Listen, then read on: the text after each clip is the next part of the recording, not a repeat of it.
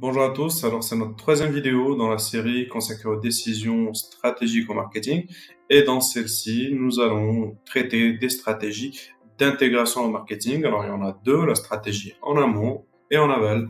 Alors ces deux stratégies permettent de transformer profondément la chaîne de valeur d'une entreprise en offrant un contrôle et une efficacité beaucoup plus importante.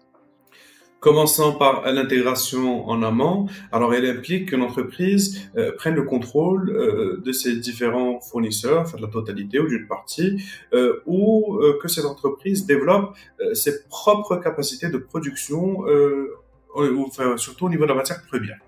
Alors, cela va permettre à cette entreprise de réduire ses coûts et d'améliorer la qualité de ses composantes et de sécuriser l'approvisionnement, et donc réduire les risques d'erreur et de retard par la suite. Alors, prenons l'exemple de Tesla, qui a investi énormément dans l'intégration en amont en construisant sa propre usine de batterie, la Gigafactory.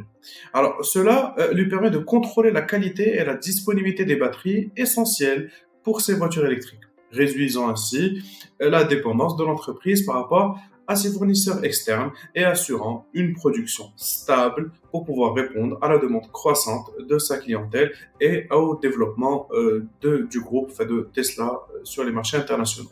Puis, nous pouvons traiter de l'intégration en aval. Alors, quant à elle, elle se produit lorsque l'entreprise veut se développer au niveau de la distribution et développer ses propres canaux ou acquérir ses distributeurs, comme des magasins de détail ou des sites de commerce électronique ou des différents canaux, circuits ou réseaux de distribution. Alors, cela va permettre à l'entreprise de contrôler directement la manière dont ces produits vont être vendus, vont être distribués jusqu'à atteindre le consommateur final. Prenons l'exemple de la marque de vêtements Zara qui appartient au groupe Inditex qui gère intégralement sa chaîne de distribution. Des usines jusqu'au point de vente, cette stratégie permet à Zara de réagir rapidement aux tendances du marché, aux modes et aux changements du comportement du consommateur. Cela lui permet également d'ajuster constamment ses collections, de le faire quasiment en temps réel et d'offrir une expérience client cohérente et de qualité à travers le monde. Les stratégies d'intégration en amont et en aval fournissent aux entreprises un contrôle renforcé sur leur chaîne de valeur.